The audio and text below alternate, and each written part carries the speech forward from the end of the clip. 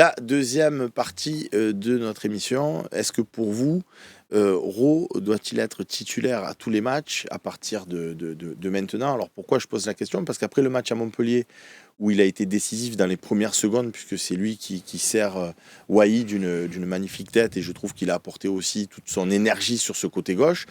Je le voyais bien réitérer contre Paris, ne serait-ce que pour mettre Hakimi en difficulté. Or, il a été sur le banc. On le retrouve là face à Nantes. Il est encore sur le premier but. Est-ce que vous pensez que Ro doit être titulaire à tous les matchs, ou est-ce que non, il y a une alternance avec Luis Enrique parce qu'il fait mieux du travail défensif et que contre Monaco, ça serait plus sécurisant d'avoir Luis Enrique que Ro? Qu'est-ce que je te dis? Il y a le grand De Zerbi qui a décidé qu'il devait être remplacé. C'est dur quand même parce qu'on est second. Allez, il est là. Voilà, il est là. Non, mais tu as intitulé la première partie le mystère. Ah oui, bien. On peut pas intituler le mystère Ro? Oh, ah, mais c'est pour ça que tu disais mystère. Moi, je croyais que c'était le mystère, genre à l'italienne. Le mystère. Tu vois, comme il y avait Monsieur Chancel, il y a mystère. Non, c'est mystère. C'est mystère le dessert. Comment on ne peut pas faire un jeu? Écoute, on est deuxième, oui, grâce à Rouli, Greenwood et Højbjerg, mais comment on peut ne pas le faire jouer? Chaque fois qu'il joue, il est bon. Il ferme sa gueule, il rentre, il marque ou il fait marquer. Là, il était titulaire. De sortir. Ouais, hier quand il sort. Et tu le sors en plus à la 69e. Encore une. Parce que c'est à partir de ce moment-là où on a commencé à prendre mais le mec, il percute, il frappe, il fait marquer, il est bon, il rentre à 10, pas à 10. D'entrée, il provoque, il fait pas de les Luis Enrique là, je te passe derrière, vas-y, tiens, démerde-toi. Il y va, il est. Enfin, je sais pas, avant-centre, il peut jouer. Il a joué, rentré c'est contre Angers qui marque en position d'avant-centre. Il rentre contre Reims, tu perds de 1, d'entrée, il met la frappe sur le poteau, derrière Greenwood, il marque en position d'avant-centre. Le mec, c'est une mine. Non, il joue pas. Donc je comprends pas. Enfin, il a joué pour le coup. Il a joué. Est-ce que contre Montpellier aussi, il n'a pas joué contre Paris pour des raisons peut-être un peu purement tactiques qui appartiennent à des arbitres? Chichi, qu'est-ce que tu penses, toi, d'Euro? Est-ce que c'est vrai que Luis Enrique stat à tous les matchs, il a encore staté hier, même si je rejoins Romain Herring ou Slim, d'ailleurs c'est plus Slim qui le dit, il y a des passes D qui n'en sont pas des fois, parce que hier quand il décale... Ah mais lui oui hein. Ah, Luis Enrique tu parles? Oui. Ah oui, non, Ro, c'est vraiment décisif sur le but de Mopé, même si Mopé fait un joli geste technique, autant Luis Enrique il donne un ballon sur le côté à Greenwood. Un U10 il le fait. Voilà, qui se débrouille tout seul, mais bon, c'est quand même compté dans les stats de non, pour moi je le mettrais titulaire. Il t'apporte de la percussion, de la verticalité dans le jeu, chose qu'on n'a pas avec Luis Enrique. Donc maintenant, c'est... Mais tu comprends du coup le choix, on va pas revenir éternellement sur ce match de Paris, mais tu comprends la volonté de Zerbi contre Paris de vouloir mettre Luis Enrique pour pouvoir mieux travailler sur Hakimi par exemple? Je trouve que moi, j'étais extrêmement déçu. D'ailleurs, quand il y a la compo qui tombe contre Paris, c'est le premier truc que je regarde. Parce que je me dis, tu envoies un signal. Pour moi, je voulais qu'on envoie ce signal. Je vous ai dit, du coup, après coup, il faut le reconnaître, la gueule enfarinée. Moi, je veux qu'on joue notre jeu. Et pour moi, mon jeu, c'était, oui, il y a Hakimi. On va mettre un mec dans le dos d'Hakimi, qui est monsieur Jonathan Rowe, et on va voir comment il va réfléchir Hakimi. Non, on a mis Luis Enrique. Au coup d'envoi, Luis Enrique, il était 20 mètres plus bas. Donc déjà, je me suis dit, c'est perdu. J'espère vraiment que, par rapport... Et je trouve que la formulation de cette partie est très bonne, parce que tous les matchs, ça veut dire domicile et extérieur. Là, Ro, on l'a vu, pour moi, bon à Montpellier, bon à Nantes, 2 fois dans un même schéma, qui est un 4-3-3. Et je trouve qu'il a sa pleine mesure là-dedans, avec un Ismaël Koné, dont tu as dit il est nul. Non, j'ai pas dit qu'il était nul, j'ai dit qu'hier, il avait fait un match non, c'est moi qui l'ai dit, ça. Oui, c'est moi qui l'ai dit avant l'émission. Je trouve quand même, moi, que Ismaël Koné, qui n'a pas été bon individuellement, fonctionne quand même bien, qu'il y a eu ce triangle Quentin Merlin, Ismaël Koné et Jonathan Rowe. Moi, m'a donné satisfaction sur la première demi-heure, même si tu vas dire on le paye pour juste tenir un défenseur de Nantes. Je m'attendais on attendait à plus. Fasse plus de... Il a fait du Maxime Lopez, donc je peux pas, si je suis honnête, dire Maxime Lopez, c'était juste des passes latérales, il n'a pris aucune responsabilité lors de son passage à l'Olympique de Marseille, et dire de Koné, parce que j'ai dit que Koné c'était mon chouchou, on a rien vu. Pour une conf et pour un match d'avant-saison, quand je le vois jouer hier titulaire à son poste, donc il n'y a absolument aucune décharge pour Ismaël Koné sur le match de hier, il aurait dû créer beaucoup plus au niveau offensif. Il n'a pas trop perdu de ballon. Il a essayé de faire quelques pressings, il a couru, mais bon, c'est pas ce que j'attends de lui.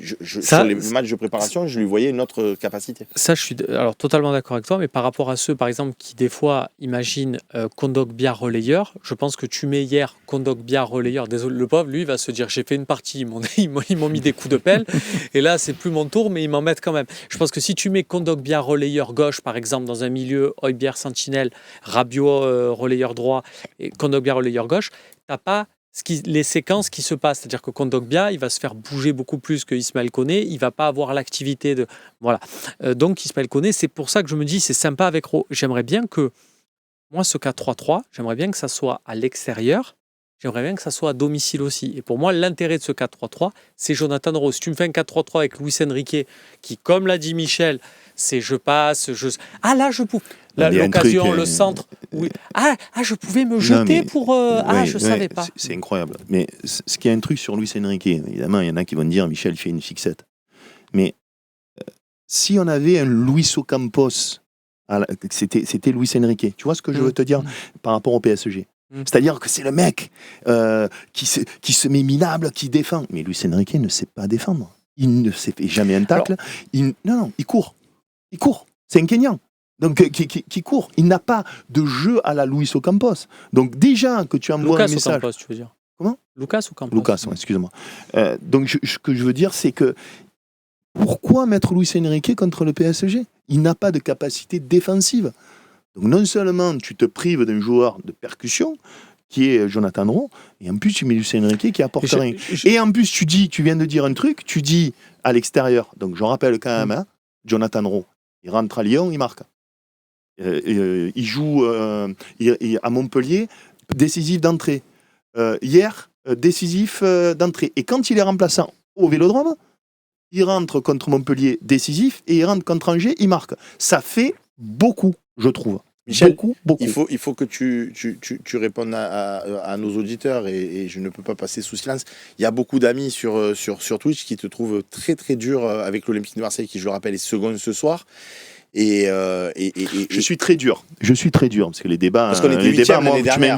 Tu m'invites et j'ai des avis tranchés. Je dis simplement, moi j'aime beaucoup le personnage de Zerbi. Je dis que simplement il y a une sorte d'impunité depuis qu'il est arrivé sur ses choix. Et Enrique stat, Michel. Il a des très bonnes stats depuis ce début de saison. Tu veux qu'on fasse le focus sur Luis Enrique ? Il a staté hier, entre toi et moi. Il a une passe D pour Greenwood. Hier, il a staté. D'accord. Après, on peut reparler ou pas des passes D. Si tu veux, il fait un bon match à Toulouse où il fait des passes décisives pour Greenwood et il fait un bon match contre Nice.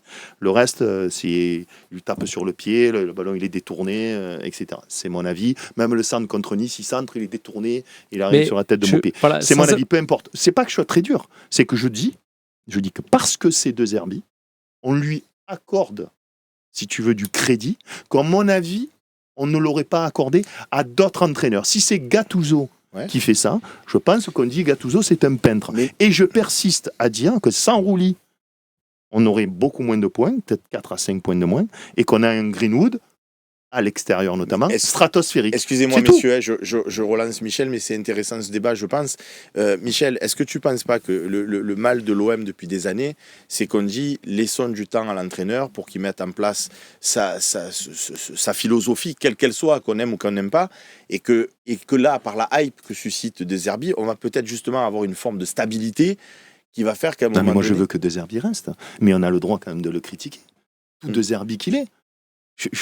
Il a mal préparé le Classico, il a une semaine pour le préparer, les joueurs c'était des agneaux, les joueurs ils font 5 fautes par match, ça fait partie aussi quand même de l'ADN de l'Olympique de Marseille, le jeu. Moi je ne suis pas porté d'un jeu extraordinaire, je pense que c'est plus dans les individualités. Je lui dis merci d'avoir signé à l'OM, c'est un bon entraîneur, je conteste ses choix, et je dis que tes 20 points, à mon sens, il y a une partie pour De Zerbi, mais il y a une grande partie pour les individualités. Et j'aimerais qu'il se remette en cause. Il s'est un peu remis en cause avec le système des 3 défenseurs en jouant un petit peu avec des latéraux. J'ai peur.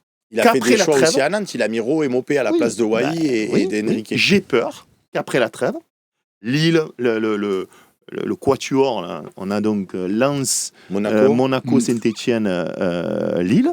J'ai peur que dans ces 4 matchs, s'il ne se remet pas un petit peu en question, on soit déçu. Voilà, on a été. Puis c'est pas normal, le Classico, il a une part de responsabilité. Il est en train de s'apercevoir, il n'arrête pas de le dire, que jouer à l'OM, c'est pas pareil. Il a dit en arrivant, il parle toutes les confs de personnalité, il se rend compte que peut-être lui, il a été à Sassuolo à Brighton, qu'entraîner l'OM, c'est plus compliqué. Et il s'en rend compte aussi, et il fait des erreurs. Mais je suis très content que ça soit l'entraîneur de l'OM.